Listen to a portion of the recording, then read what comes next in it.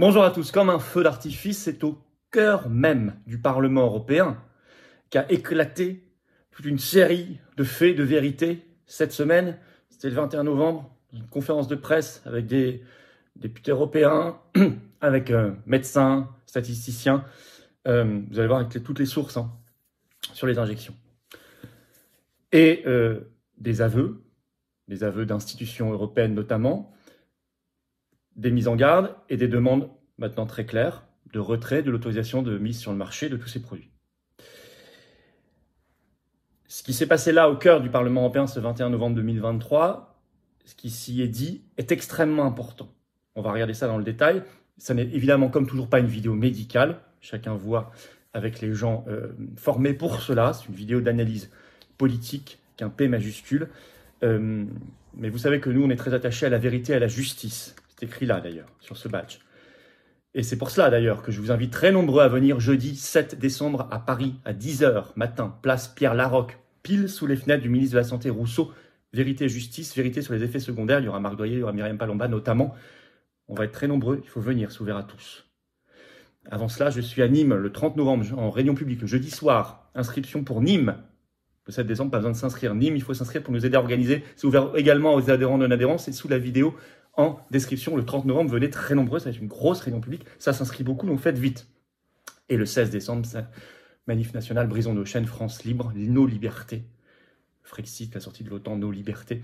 Samedi 16 décembre, Paris, rendez-vous 14h. Je vous donnerai le lieu précis. Mais notez déjà, ce sera un gros cortège national. Bien sûr, abonnez-vous à cette chaîne YouTube. Vraiment, faites circuler la vidéo. Abonnez-vous pour cela ou réabonnez-vous à cette chaîne YouTube, vérifiez que vous n'avez pas été désabonné, il suffit pour cela de cliquer sur s'abonner en dessous, c'est un petit clic, c'est gratuit, vous êtes abonné à la chaîne, et hop, les vidéos circulent mieux grâce à votre abonnement, plutôt que si vous n'êtes pas abonné, c'est comme ça que fonctionne YouTube, donc grand merci de donner de la force et de la visibilité à tout ce travail pour toucher de nouvelles personnes, transformer des gens en résistants, c'est ça l'intérêt aussi de s'abonner. On y va. Alors ça a tremblé, les murs du Parlement européen ont quand même tremblé, parce que ça commence à faire beaucoup de bruit. Alors la presse française, comme d'habitude, est une des dernières à reprendre tout ça, mais vous allez voir dans d'autres pays, Pays-Bas, Italie, Allemagne, tout ça, c'est beaucoup repris. Et ça circule énormément sur les réseaux sociaux. Je vais citer des vidéos qui sont sur YouTube, qui sont en ligne sur YouTube notamment. Alors malheureusement, dans cette conférence de presse, il n'y avait pas un seul élu français. Bon, c'est regrettable, mais bon, on commence à être habitué. Alors la conférence de presse, justement, elle a eu lieu à Strasbourg, Parlement européen, le 21 novembre, à l'initiative centrale d'abord du député européen néerlandais Marcel De Graaf. Vous savez, il appartient au parti de Thomas Baudet, le Forum des libertés. Très anti-covidiste depuis le début. Il y a convié d'autres eurodéputés et des médecins et statisticiens. C'est une mine de révélation, D'abord parce qu'il raconte qu'il y a un mois, il a écrit avec 6 autres eurodéputés, une lettre à l'Agence européenne du médicament. Et il dit, je cite Marcel De Graaf, « Les problèmes sont si graves que nous avons demandé à l'Agence européenne du médicament de retirer l'autorisation de mise sur le marché des produits, des injections, on dira comme ça, Pfizer, Moderna, etc. ARNM. » Bon.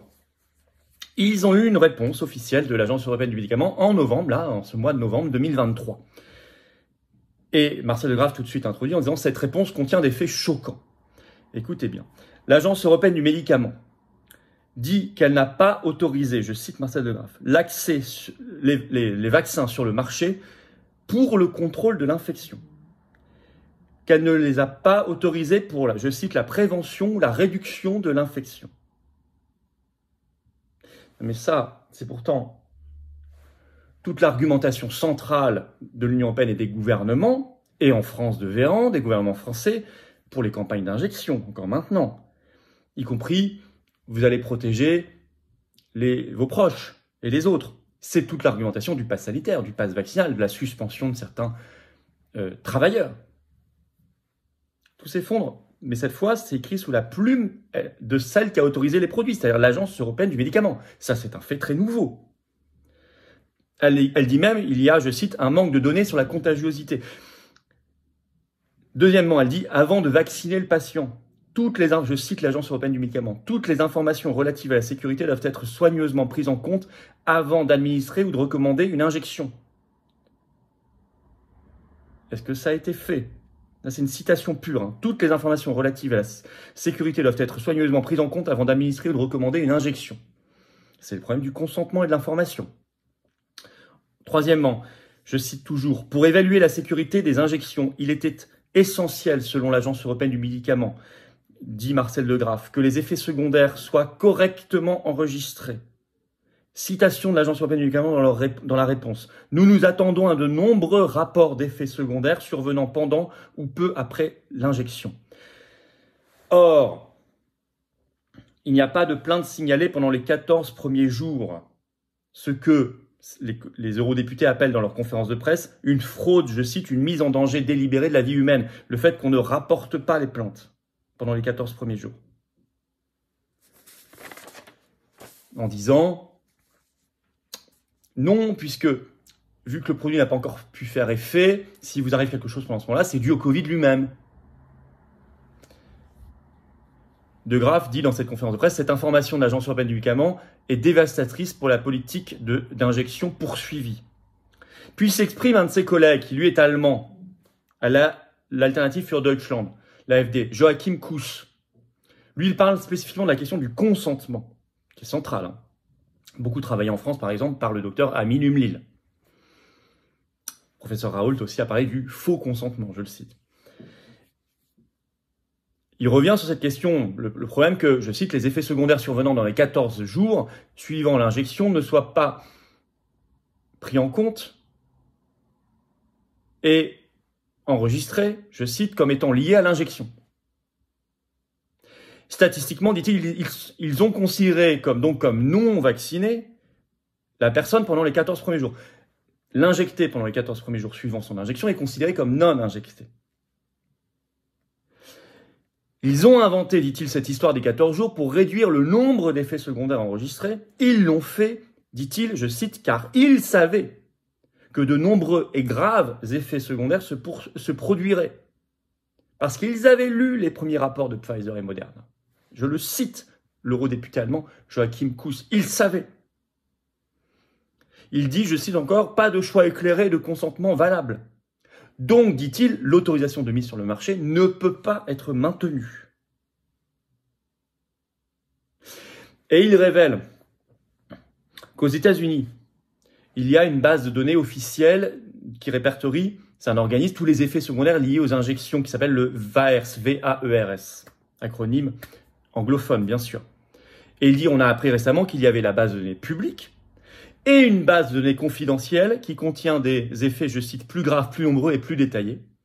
Il pose la question, est-ce qu'il existe aussi une base de données confidentielle concernant le même organisme au niveau de l'Union européenne? C'est très probable. Et c'est très bien de mettre les pieds dans le plat et de poser cette question.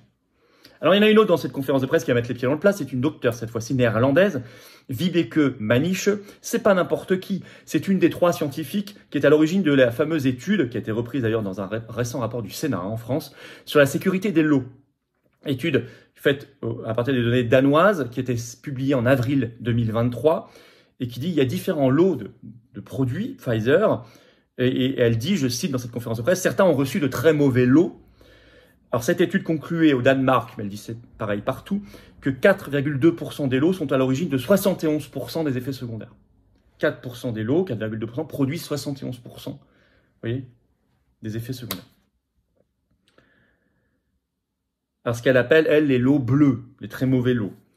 Et elle dit dans cette conférence de presse, ça me rappelle ce que la vice-présidente de Pfizer a dit à un moment donné, ils ont dit qu'ils construisaient l'avion en vol. C'est effectivement une expression qu'a eue la vice-présidente de Pfizer, on est en train de construire l'avion en vol. C'est toujours dangereux ça mène généralement au crash. Hein.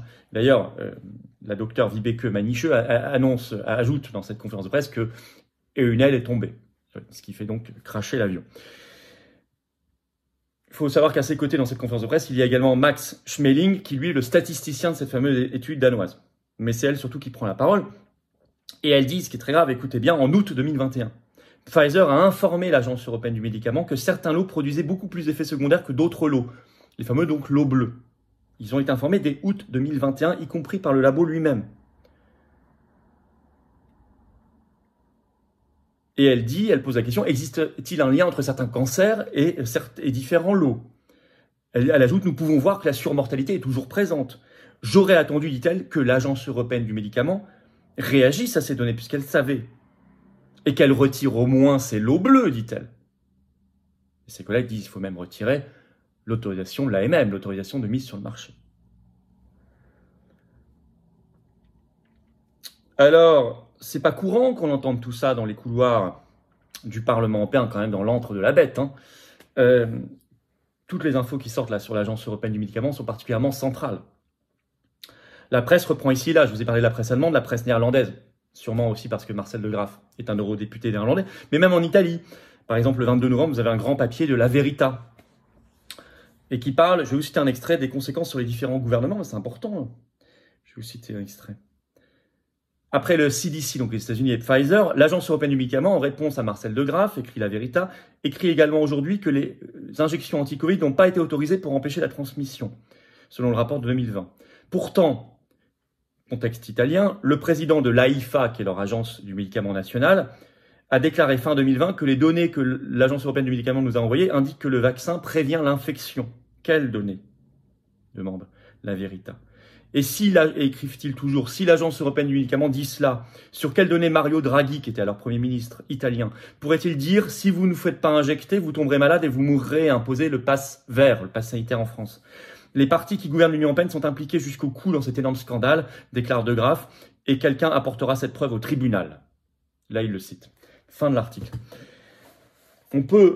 S'il y avait un journaliste français qui faisait le boulot, on aurait normalement le même genre d'article dans la presse française. Parce on remplace Draghi par, je sais pas, Édouard Philippe ou Jean Castex, on remplace leur ministre de la Santé par Véran, on remplace l'AIFA par, chez nous, l'Agence nationale de la sécurité du médicament, l'ANSM, et vous avez un décalque, on remplace passe vert par passe sanitaire ou passe vaccinal, et vous avez un décalque parfait. On a exactement les mêmes scandales, les mêmes questions. Mais la presse française, elle, n'a pas encore repris. Alors c'est pour ça que je fais cette vidéo. N'hésitez pas, parce qu'il faut les forcer à reprendre tout ça, et on y est arrivé plusieurs fois. Il faut obtenir la fin de l'autorisation de mise sur le marché, et il faut obtenir la vérité, la justice, donc des tribunaux, comme dit Marcel De Graaf. Les gouvernements, et notamment le gouvernement français, doivent rendre des comptes. Cette vidéo, cette réponse de l'Agence européenne du médicament va y aider, va y contribuer. Donc, partagez-la, abonnez-vous à cette chaîne YouTube pour aider à partager mieux la vidéo, à ce qu'elle soit mieux diffusée. Vous cliquez pour cela sur s'abonner. En dessous, un petit clic, c'est fait, c'est gratuit. Vous êtes abonné. Et venez à la manif du 7 décembre, jeudi 7 décembre, 10h Paris, place Pierre-Larocque, sous les fenêtres du ministère de la Santé, justement sur ça. La vérité, justice sur les effets secondaires. Venez très nombreux, c'est ouvert à tous. Et là, je vous attends, patriotes. J'ai besoin de vous. On est en train de faire éclater la vérité. On est en train de faire venir la justice. Mais on peut y arriver qu'ensemble. Je vous appelle solennellement aujourd'hui à nous rejoindre, à adhérer aux Patriotes ou à reprendre votre adhésion annuelle si elle n'est plus à jour, ou à faire un don de soutien au mouvement si vous voulez nous aider à faire plus d'actions concrètes parce qu'on n'a pas les millions et les réseaux du système. Or, on se bouge, et on se bouge avec vous.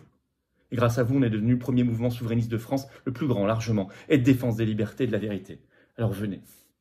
Ne remettez pas à demain, après-demain.